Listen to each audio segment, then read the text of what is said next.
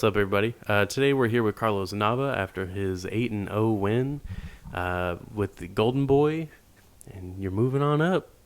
Yes, sir. It was a 6-round TKO. Um, what do you think? What do you think that does for you getting another TKO win versus if it was another decision? Like, what does it do for you as a boxer? I say like just on paper, it kind of like blew me on the rankings, got me higher than what I expected. But overall, even if I would have got like decision instead of TKO, still would have been got my rounds in. Yeah. So I don't think it really mattered.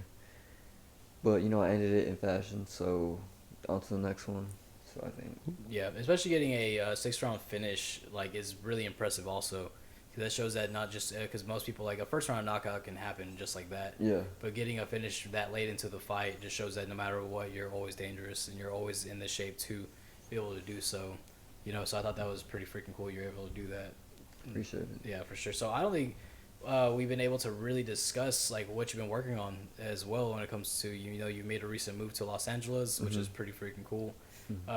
Right there at Brickhouse Boxing Club, right? Yeah. And so I know you're getting a lot of good work in and stuff. So who are you working with over there? I was working with Coach Brian.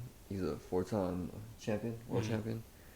Working with Julian, he gives me some tips. My coach Joey, and just some of the other boxers like Kareem, Scrappy. I see Zerto train. Get tips off that. Yeah. Just kind of visualize, and some other fighters, and got strength conditioning coaches over there helping me out, trying to level up. I'm just trying to elevate. Well, Yeah. even if it's just like little, like I'm just keep going up higher. Right. And so I guess working with them, so when it comes to game plans and how you fight, do they? And you're also doing a lot of things differently. Like we talked about a little bit about is you were able to fight in the pocket really well this time as well because you're able to keep everybody at the end of your punch and stuff. And so you're able to get in there and stuff against your recent opponent. And so working with these guys, have they been able to try to get you to box how you want to box, or is there usually a game plan going into these fights now? No, I mean I know how to box. Like I have that in my toolbox, Yeah. but we kind of practice on more of that pressure fighting. Right. So, kind of like being a hunter instead of being hunted. Right. Just pushing forward, in sparring, we try to push the opponent. We try to go for him, and I think that's what I was slacking in my toolbox, and I kind of added that in my toolbox now. Yeah. So this fight, in my last fight in Mexico, I think I pretty much kind of hunted my opponent. Right. So since I got that in my toolbox, I kind of want to adapt now. So depends on who I have in front of me. If I want to box, I'm gonna box. If I want to pressure him, then I'm gonna pressure him. So it's just good to have whatever I need, in that time. And that's pretty much what we worked on. And inside fighting, I guess you could say I'm starting to slow things down. Where kind of see more windows and pick my shots than just going crazy. Right. Right. It's kind of where I'm at right now. Do you think at any point you'll work on counter striking, where you just kind of hang back and wait for a counter? I think for sure, in the elite level, I'm definitely gonna work on that. I kind of like the pressure fighting, hunting them down. Yeah. I fell in love with that art of boxing, but I'm always gonna be a boxer because I like that. I got that range and that speed, Right. And I don't think there's any typical Mexicans that like to a shoulder roll or just boom boom boom. I like doing that, so. Yeah. Did we? This randomly came to mind, but did we ever tell you about the time that when we were talking with some of my friends, and we were like, hey, how should we were trying to come up with ideas to kind of grow our brand, and they told us to let you punch us in the face. Yeah, you should let that boxer hit y'all, and that was the dumbest fucking thing I've ever been told. Yeah. But yeah, I don't Because know. I'll let an MMA fighter hit me in the face. Oh, that's fine. I don't care. Boxers, nah. That, You've been training how to punch since you're how old? 8, right? that's Yeah. it's more than just throwing your hands around. MMA fighters, some of them, that's how they are. They just throw their hands around. They do it in combinations, sure, but boxing, you do it long enough, it becomes an art, and You're definitely someone who's done that, and I'm not trying to let you punch me in the face. Bro, I'm fucking chilling, dude. Yeah, my arms are deadly weapons. I can tell. But yeah, I've seen you punch people and they just don't know what to do with you after that. It just, but going back into kind of with your training and stuff. So what is strength and conditioning kind of like over in California versus over in Houston? It's almost the same. Yeah. More I'll say more explosive a bit in Cali, because my strength and conditioning coach, he has knowledge in like kind of like Olympic training, so it's like we doing a lot of explosive workouts. But I'm not really like trying to get stronger. It's more like that torque, like Yeah. that, Yeah. that just pop, that. The ability to send the punch Mhm. rather than throwing it, I guess. Yeah, because it's like the punch they don't see coming. It's gonna Yeah. hurt the most, and a strong punch. Right. That's something I like to work with whenever I'm like coaching one of my friends or something. Is like I want them to learn control. That way they can pick the shot that has the power behind it, so you can sit there and set up that shot better. Yeah. And then the second you see the opening, you just Boom. put everything into Yeah. it real fast. I'm a fan of that. I'm a Yeah, fan my of that. coach said is like just soften up the guard, like just poke, and once you see that opening, you just wham it right through. Yeah. Do you think that like light sparring with no gloves is a good way to learn that? Light sparring with what? No gloves. No, I don't think so. I think more like just like staying like in the pocket, and like when you're sparring, and like touching, just touch, and it's kind of like changing up your rhythm, like you don't just got one rhythm, you just change it up, boom, or like speed it up and slow it down and speed it up. It's kind of like shot placement, Yeah. placing your shots. It's like there's a fighter named Michael Page. He's in Bellator. He's an MMA fighter. But that's kind of how he is. Like his rhythm, he usually hits you with just a lot of ones, like just one punch here and there. But it's always like, it's always going to land. And then whenever he does start doing combinations, there's never like a real rhythm to it. It's always just like this punch he saw was going to land, so he threw it. And then this punch, and then this kick, and then this. But it's always like a weird rhythm of like boom, boom, boom, boom, boom, boom. Like it's never like, I don't know. Makes sense to me when I say it, but now that I say it out loud, I feel stupid. But yeah, he's really good, and he's what is Dean Thomas is a coach. I think he calls it like an artist. He's like, if there's a difference between a fighter and an artist, when you have an artist go in there, let him be creative. Let them find the shots that work for them, and then find the rhythm that works for them, and then kind of coach them into doing that better, but let them do their thing. And I feel like with that mindset of trying to disrupt your own rhythm to land a better shot, I feel like that works a lot. Yeah, that's what I was trying to do with my last fight. I was trying to find my distance on him, because he was short, but like he had long arms, so I was like trying to find my jab. And him being a lefty, like, I couldn't really use my jab as much as I wanted to. I had that right. So I had to find the distance, and then I had to change up my rhythm sometimes, because he wanted to time me off that left, Yeah. So I had to change up my rhythm, and then once I found that rhythm and that distance, then it was over, so. Yeah. And you adjusted really, really well to against Southpaw as well. I've seen a lot of people struggle against Southpaws.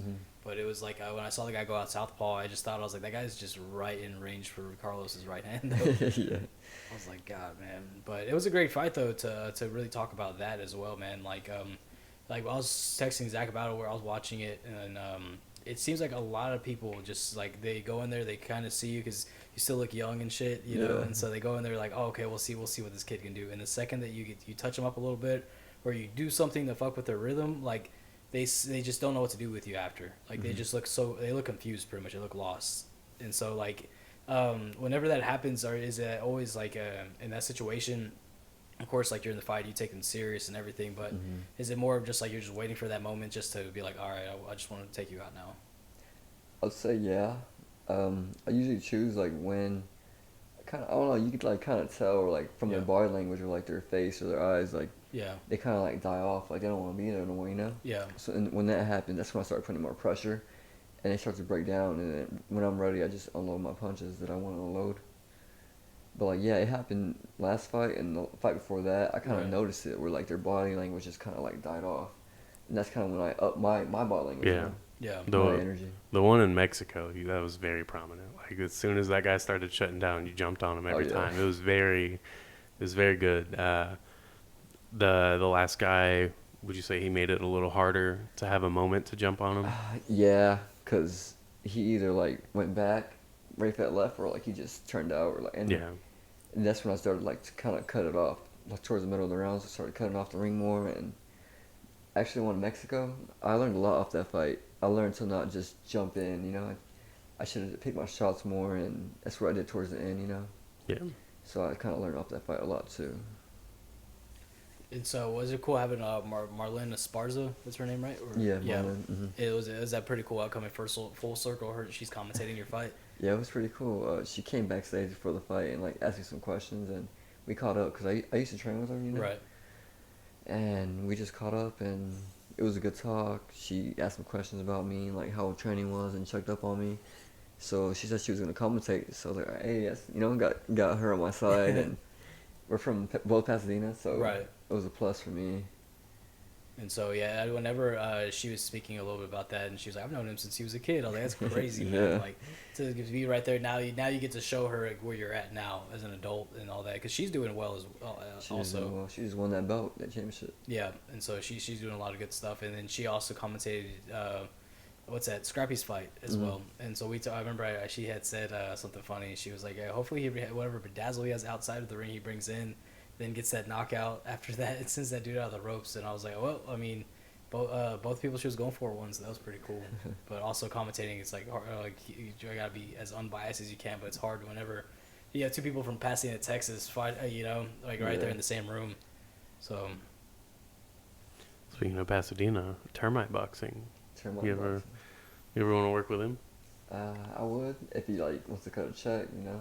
Just Well, yeah, I'm more of like you ever want to like go to their fights? oh yeah, I would go for sure. Check him out, and he actually followed me on Instagram and kind of like showed love, you know, liked all my posts and stuff. I think he does want me to fight on his cards, but I'll definitely go check it out. You know, I want to go check out the next fight up June 17th. Mm-hmm. I have a couple of my people fighting on that card. Who do you have? Ray Talib, Yeah. Jesse Garcia. I think Carmen's on that one too. Okay. Yeah, Carmen. Yeah, June 17th. June 17th. So many dates, man. So many fights. I know. Yeah, I'm off that weekend too. So, Yeah, I don't know if I am or not. I have no idea. I know we have Hayden's fight on June 12th. We need to get you to come to some of these MMA fights. Yeah. I need to. I think Jesse's on the other card, the one that we talked about. Mm-hmm. The like cross. Yeah, the cross promotion boxing. one. Yeah, he's Yeah. on that. He think he's the main event on that one. Oh yeah, Garcia. Right. Yeah. Yeah. What Yes. promotions is that fight under? PCS JP, or something? something like JPS? that. Okay. JPCS? I know it's like here in Houston. Okay, I'm gonna have to look into that a lot then, so we can definitely try to make it out to that. That'd be cool. Yeah, I think MMA is like during the day and Yeah. boxing at night. I think. Oh, okay, I see what you're talking about now. Yeah. Then, so now that you've been training over there at Brickhouse Boxing, how quick did you gravitate towards that gym whenever you went out there with Jordan to start training out there? It was actually really quick. You know, liked all the coaches and they made it feel like home. You know. Mm-hmm. The first time I went out there with Coach Jordan, I got some sparring in, got some hand pass with the coaches, some training, and they liked me. You know, they seen my potential. They said I had to sharpen some tools up, which I think they were right. You know. Right.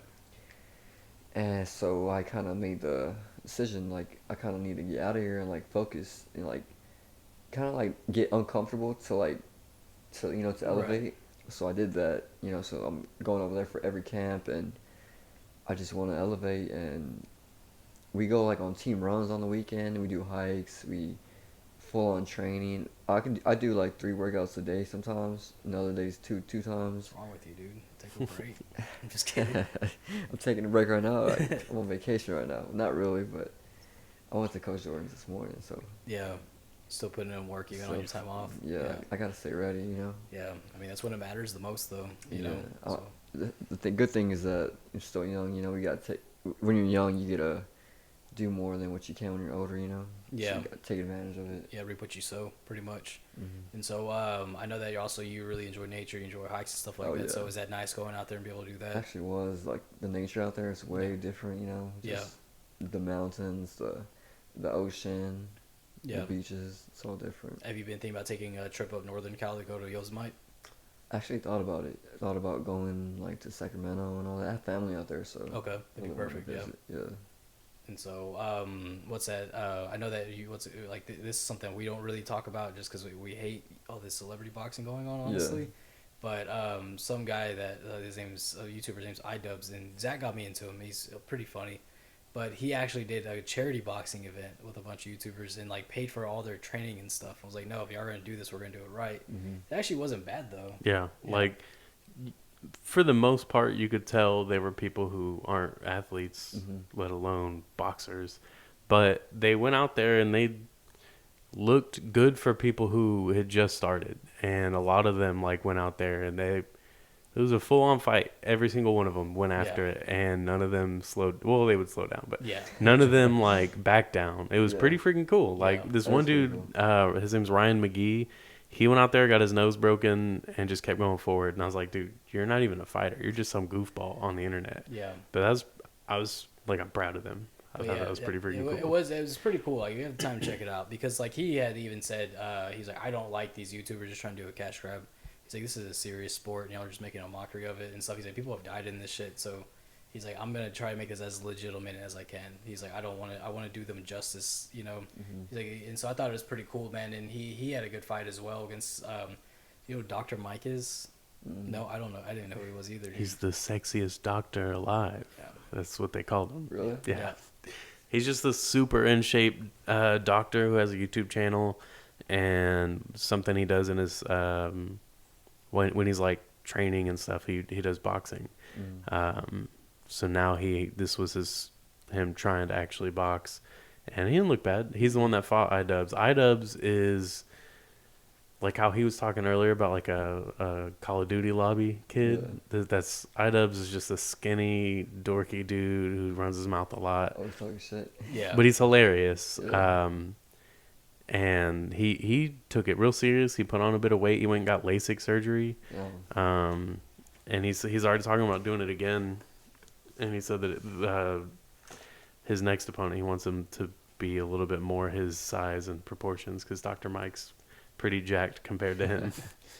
But it was cool though, man. It was cool to see, you know, one of these influencers, I guess, actually give the respect to the sport that it should get, you know. And so I think it's kind of rare now because you have all these dudes just going for cash grabs now. And you can see that's what other thing he couldn't find an opponent because all the guys he was wanted to fight, they wanted to make like millions off of going in there and shit. And it's like you have no experience with even making millions off this, man. But yeah, it was pretty dope. So if you want to check it out, I highly recommend it. But at what point do you think that? Or first off, would you ever, and then if you would, at what point would you ever do something like that, like an exhibition fight, like Probably like a celebrity? Say towards the end of my career. Yeah. Yeah, that's what I would do it. Would you ever do like a charity boxing event? I would. Yeah. Yeah, I really want to give back to like the sport. I see all like these young boxers. They kind of get like sucked into like the sharks of boxing, you know. Yeah. And I don't fuck with that, you know, that side of the boxing. Right. So I really want to help them out, and like eventually, like when I get to that point, I want to like protect them and do what I can. Yeah.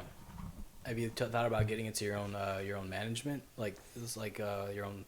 I guess pretty much doing that, just like your own management, like production or something like that, to work with some of these younger fighters. Yeah, I would definitely like create my own management and like pick up some fighters, you know. Help them out, or at least sponsor them, you know. That's what I would do. Because I mean, especially going from Houston to California, and then knowing guys like Jordan Leeson as well, it's like it helps you network out a lot, so you can find that talent. And I'm sure you have an eye for that talent as well. For sure. I would definitely do that. Not only in boxing, but I think I would do it for every sport. Yeah. You know, give back and also speak to them and speak wisdom into them. Yeah, for sure. Would you ever do again, it's one of those questions, but if there was this fight recently. It was half MMA, half Muay Thai. Yeah. So there's an MMA fighter who's like a legend, and then this Muay Thai fighter who's a legend. The first round was Muay Thai rules. The second round was MMA rules, and then it would switch off. Mm-hmm. Would you ever do something like that, where like one round is boxing, the second round is MMA? That's crazy. I don't know. Depends how much I'm getting paid. What if like Golden Boy set up a card like that, and it was like say Oscar De La Hoya was promoting it really big, and then him and Dana White were like, let's set something up finally. Let's do a cross promotion card, and Dana White takes some people from one of his shows, or maybe even just hit the UFC roster, and Oscar De La Hoya is like, hey, you're one of our up and coming guys. I want you to be on this card. So the first round's going to be like that. The second round's going to be MMA. That's scary. Would you do it? It's Golden Boy. It's going to be a big check. It's going to be on TV. Maybe I check. If it's in the millions, I would. Millions. It's not in the millions. I ain't doing it. Oh, no, I ain't stepping into I don't it. blame you. But yeah, no, that's what who I think Triller does something like that though now. Really? They have boxers and MMA fighters, and it's Shannon Briggs. You know Shannon Briggs? Yeah. Shannon Briggs will get some boxers, and Rampage Jackson, MMA fighter, he Big Q, he'll get his guys, like he'll get some MMA fighters, and they'll do pretty much a boxing fight, but it's all you can clinch though in the fight, so you can fight in the clinch because they want to at least make it fair for the boxers and the MMA fighters and stuff. And who was that dude that fought Premier? Was it Pulev? They fight in a triangle too. They don't fight in a ring because they want as much action as they can get. I think I heard about it. Yeah, I think his name was like Vladimir Putin. Is it mainly boxing though? Like, What's that? Yeah, mainly boxing? It's mainly boxing. It's MMA fighters. Like obviously I Yeah. mean they've never really boxed and shit. And See, I would definitely do that. Yeah. I would do that. dude, and I know Triller pays their people good. I don't know how the hell they manage it, but like they pay their fighters pretty well, man. And Pulev, he fought Frank Mir, who's a former UFC heavyweight champion, and he hit him so fucking hard. Yeah. Like Frank Mir looks like he was about to he looked like he was drunk and about to throw up. Like you know how in cartoons when someone gets hit and they walk around Yeah. that's what he did Yeah. for a while. Yeah. And then the ref like was standing in front of him waving it off, and he was still just like falling against the That's ropes. crazy. And I'm Yeah. like, oh my god, dude. Yeah, no, it was bad, man. Mike Perry fought on that card. Mike Yeah. Perry's a character, so he like is the epitome of Florida man. Mhm. Like if you expect what a guy from Florida is like, that's it. And shit, he's just like he lives like if Grand Theft Auto was like his lifestyle, that's what he does. But he's something else though, dude. And so, but being back home though, so like how much has that meant to you? You know, getting to see your family again and stuff like that. That means a lot to me. Probably more than anything else. Like I don't really care about money right now. Mm-hmm. It's more about well, I really want the belts. You know, that's what Right. I care about. But I noticed that family is like the most precious thing on this planet. You know? Yeah. And time, can't get back time. So being back, I'm like really happy. You know, I was a little homesick, but I say little, but like I miss home a lot. You know. Right. Just the people, and like you feel just comfortable at home, you know. Right. Yeah. Felt good to get back. Nice to be able to sleep in your own bed again. Kind of like recharging. Recharging my batteries, you know. Yeah. For the next couple of fights. And so when do you head back? Probably gonna head back either mid or end of June, Okay. and try to get a fight in July. And then from there, maybe I want to get 8 fights total this year. That's my goal. Yeah, because you're creeping up with 10-0 right now. Yeah. Yeah. That's You'll be 10-0 before the Yeah. year's Yeah. over for sure. 10-0 is a milestone, huh? Yeah. Kind of don't see it as a milestone. It's like right there, but Yeah. really is. Well, what do you consider a milestone then? I'll say 15 and 20, like in Yeah. between that gap. Yeah. And hopefully by then I'll have a belt. I'm sure. Yeah. Like, I think it's crazy that, like, there's some boxers like Montana Love. He's only got 15 fights, but he's making millions already. Yeah. And he's fighting on, like, big pay-per-view cards. And the sponsors that he gets? Yeah. Or like who Like- else? Like Lomachenko, same thing. That dude's making that shit. Like whenever he made his boxing debut, it was a big deal. I think he fought for a title right off the bat. You did, yeah. Yeah. What do you think the difference is? I think it's, like, management or promotion or...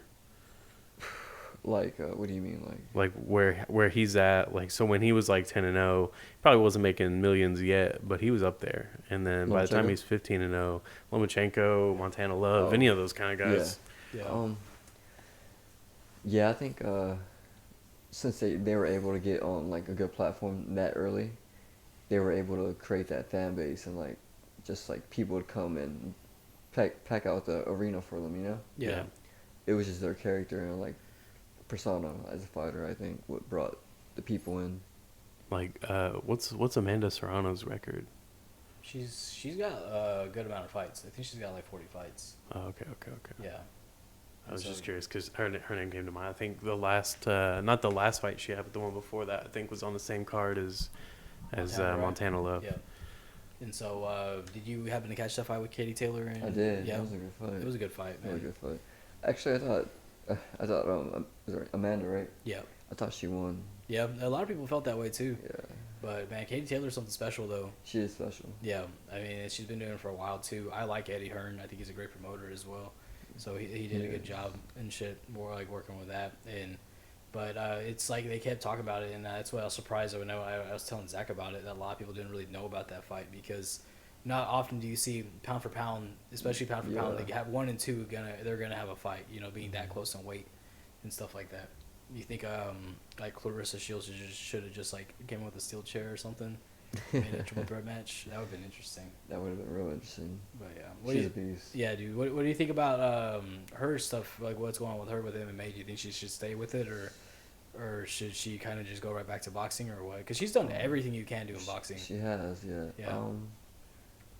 I don't know. I feel like she should go where the money's at, so Yeah. that way it sets her life up. You know. Right. I don't think she should do it for like the fans. I think she should do it for her. Yeah.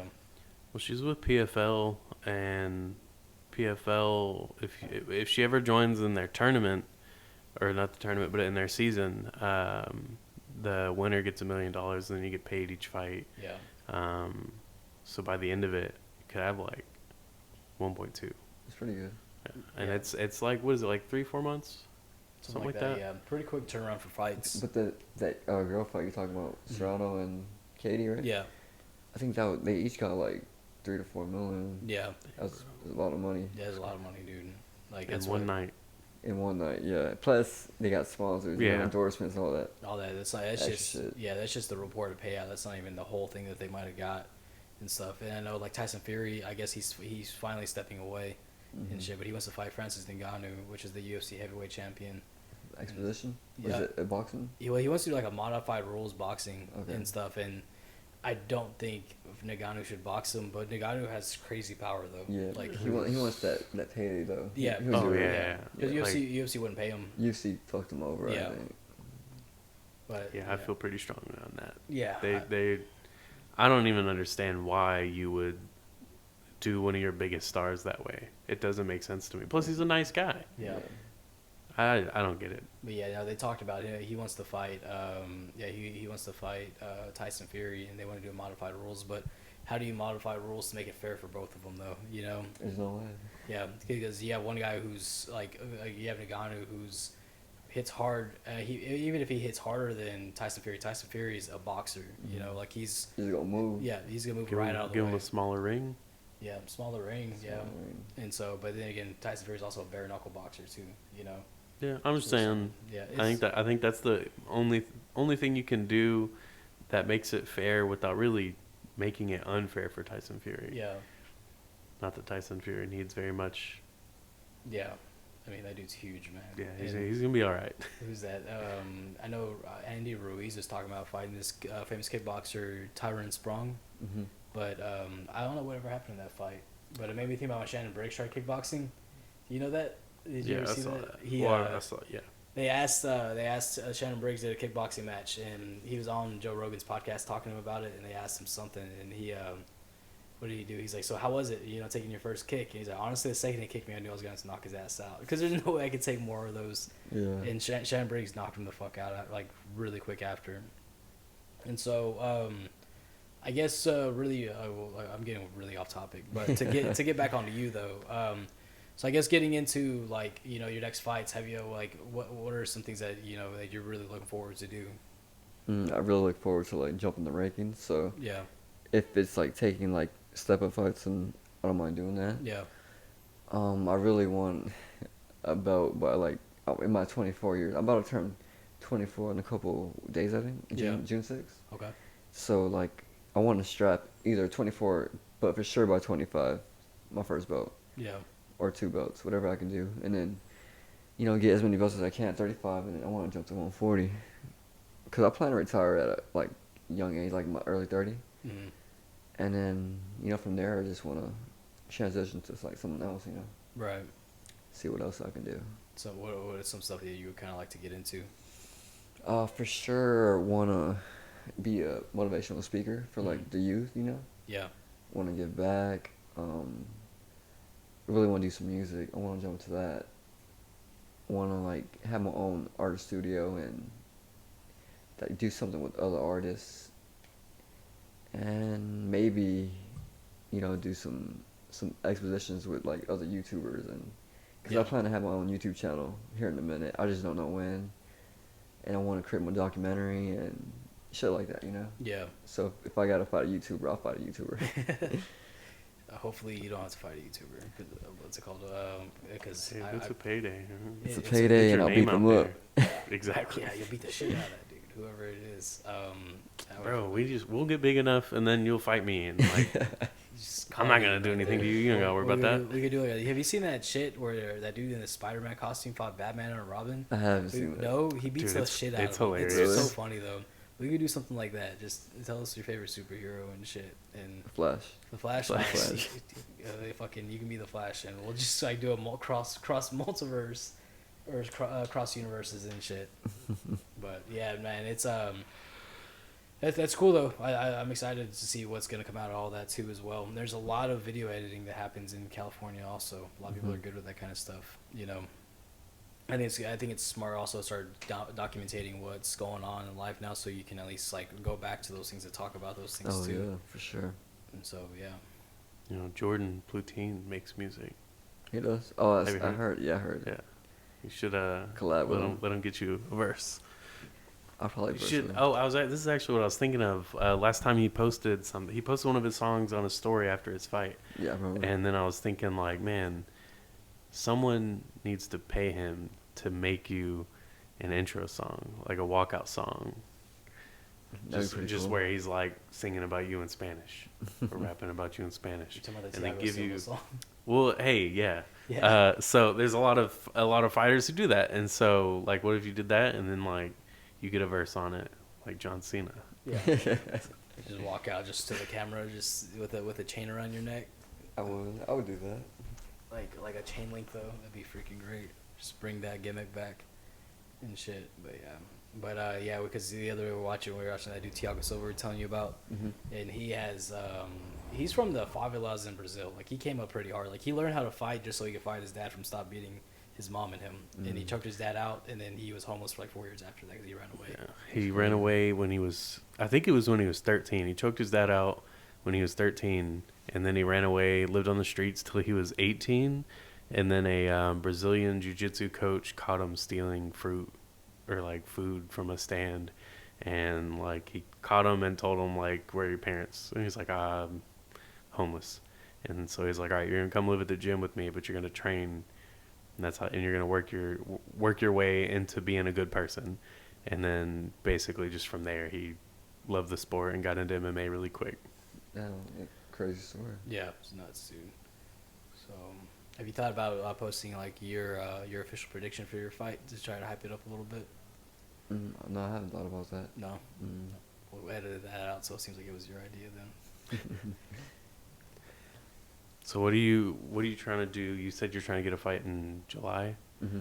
Do you have any? You don't really care who. You just want somebody, or Yeah, just want somebody. Yeah. I told you, dude. I'll get my boxing license so you can build your. I'll help you pad your record. And shit, just don't hit me too hard. But yeah. Just take the body shot. And go Dude, down. I will shit myself in that ring if you punch me in the gut. Like, it will you're not be gonna nice. cut down to 130? Fuck no, dude. We just had pizza today. I'm not planning on cutting anyway anytime soon. I had chicken and waffles. See, that sounds good. Dude, chicken and waffle. From where? The Broken Egg Cafe. Broken Egg? Okay. Okay. Yeah. You ever gone? The Black Bear Diner. They just opened one up in Pasadena. Haven't. You should go there. They did? It's good. Where's it at? Yeah. You know where the like Razoo's and Chewy's is? Mhm. It's right across the street. Okay. Okay. They have one over here, and it's pretty good. I love bears, so I was all about it.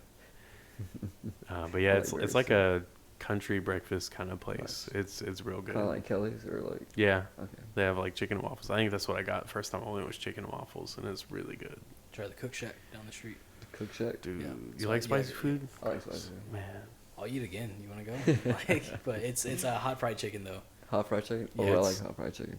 they have the Texas Heat chicken. That's the first one I got from there. Spicy? It's really freaking spicy. And then they have the AMF, which is hotter than that. You have to sign a I'm waiver good. to get it. I love spicy really? food. Yeah, Fuck no. yeah. No, I'm chilling, dude. What kind of chicken sandwich, like, man. spicy is it? Like, what do they put on it? Like, They said it's habanero. The Texas Heat. They said the Texas Heat is habanero. So, And I'm just like, but that's freaking. It's so much hotter than so habaneros. AMF is it's So a like harder ghost pepper? peppers it's and like all that ghost peppers stuff. Yeah. Like, and they Fuck no. they dehydrate them and shit, so like you get every bit of that pepper on there. Shit. Yeah, I'm Like, alright. they make it into like a powder. Like when they said that, cause like when they make your chicken, like they make the chicken, it's like you can tell it's like freshly cooked, but like Yeah. they have to season each one differently and stuff because of how intense it is. So if you finish it, is it free or? Nah. No, they don't care about you. Yeah, They want you to pay for a chicken sandwich, and then they want to laugh at you. for trying some spicy ass food, man. It's crazy. But yeah, man, if you're trying to get a chicken sandwich, we'll take you out. We'll get you.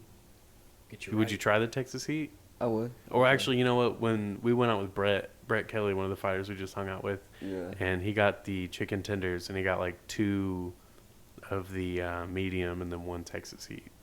You could do that. I'll get the sandwich. If you're down with your sandwich. Texas That's what Heat I'm talking about, sandwich. dude. Yeah. It's really good. Yeah. It's just like halfway through, it's a lot. I did, like I think when I first tried it, I got up and went straight to his fridge and was pouring a glass of milk. And he just looked at me. He's like, "Can I have some?" He's like, "Go ahead, man." It's like, I'm not having fun, dude. It was too damn hot, but it's good though. It's great. They have these thing called dragon fries, and they're like they put like white pepper on them. Mhm.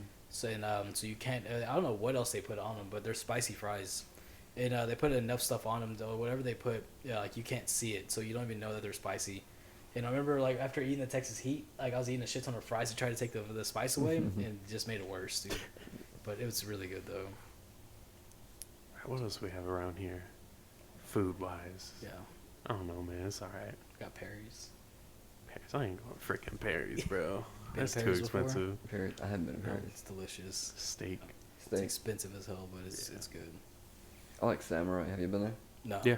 Samurai. Yeah. We went to Samurai. Wait. That's where we took David. Yeah. Okay. Yeah, I Yeah. know what we're talking about. Place is good.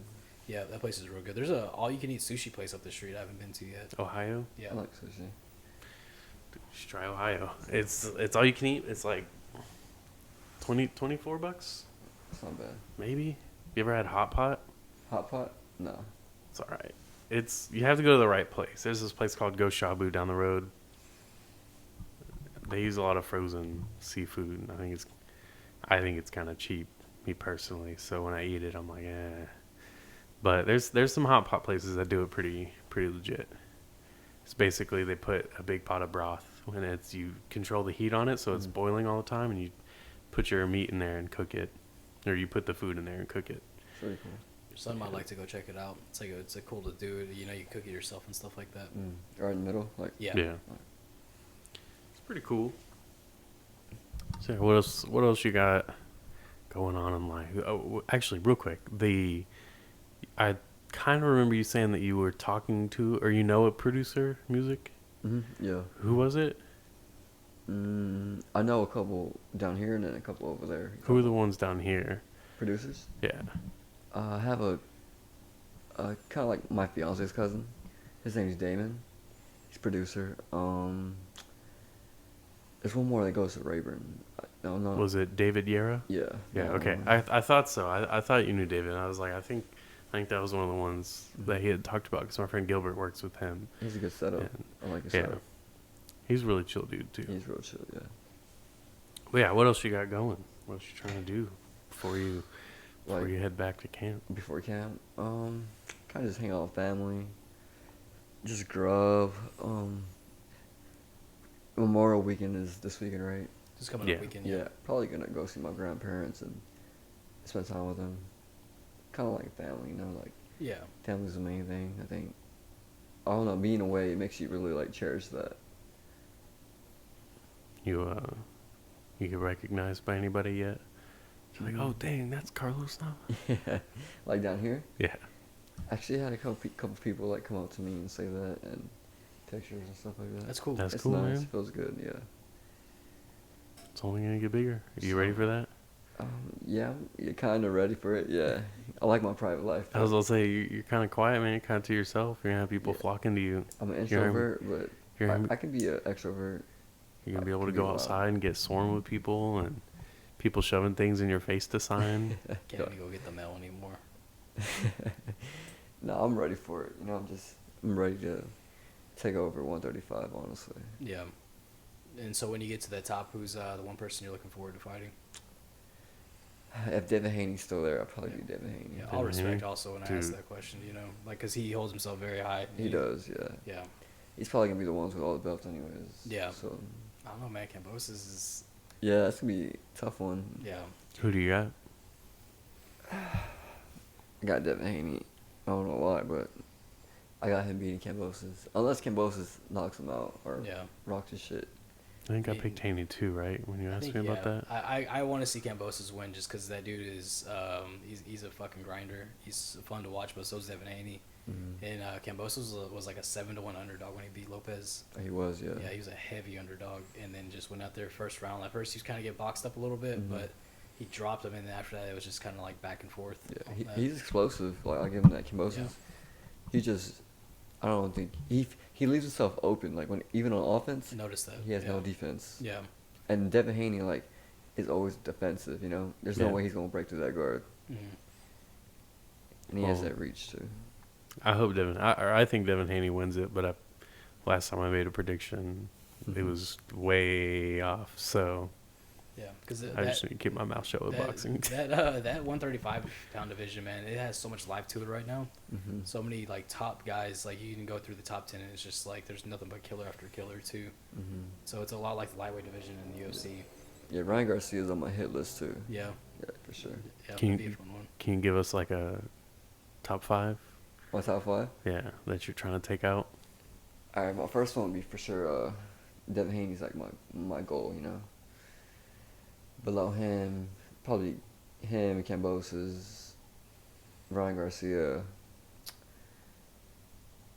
Pretty much, I think those are my only 3. I don't even think I have 5. It's just those 3. Those 3 That's right that's a there. good 3 to have though. Yeah, You know, once you take one out, then they're all just gonna fall down like dominoes. Yeah. I think, in my opinion. yeah, because once you get to that point, like you be one of those guys, is now those guys have to recognize you. Yeah. They have to know who you are. And they're gonna be scared, you know. Yeah, they'll act like they don't, but they know who you are, and they're like, all right, shit. And then after that, they'll try to avoid having to fight until they're ready to, like, they feel like they're ready to take on a challenge, you know? Mm-hmm. I imagine it is hard to get Ryan Garcia to fight you if Yeah. you're good, Pretty sure. because he does not seem like he likes to fight people. Well, that I think Oscar's protecting him. I think. Yeah, Yeah. he's protecting him a lot.